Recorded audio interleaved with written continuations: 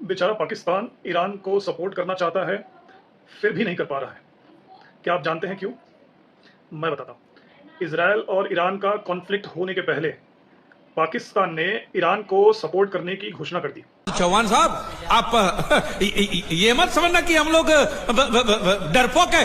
नहीं, मेरे दादा परदादा लड़ाकू थे और इसके खानदान में तो शूरवीरों का खून दौड़ रहा है। हाँ, इसलिए मेरी जगह ये लड़ेगा। हाँ, मैं कैसे लड़ सकता हूँ? क्यों, तुम शूरवीर नहीं हो? मैं हूँ, लेकिन मैं नहीं लड़ूंगा। ये टुकड़े गूंगे। ये बराबर बोल रहा है। मैं इसके साथ नहीं लड़ सकता। पाकिस्तान ने आर्म सपोर्ट और टेक्निकल सपोर्ट ईरान को देना चाहा और न्यूक्लियर टेक्नोलॉजी सपोर्ट भी।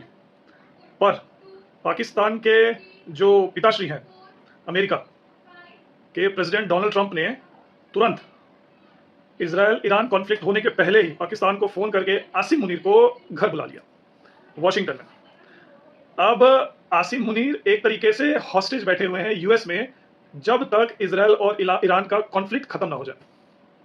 अब देखिए, यहाँ पे इजराइल सिर्फ एक मोहरा है। यूएस 1980 से ईरान के ऊपर प्रेशर बना रहा था कि ईरान यूएस के साथ हो जाए, बट ईरान ने इसे सरासर मना कर दिया।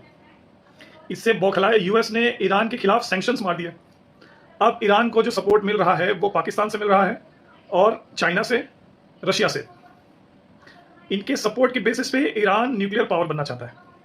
ये चीज़ यूएस को पसंद नहीं है, क्योंकि अगर वो न्यूक्लियर पावर बन गया तो मिडल ईस्ट के लिए भी खतरा है और यूएस के लिए भी, क्योंकि यूएस एक लालची देश है जो सिर्फ खनिज पदार्थ और तेल में इंटरेस्टेड है।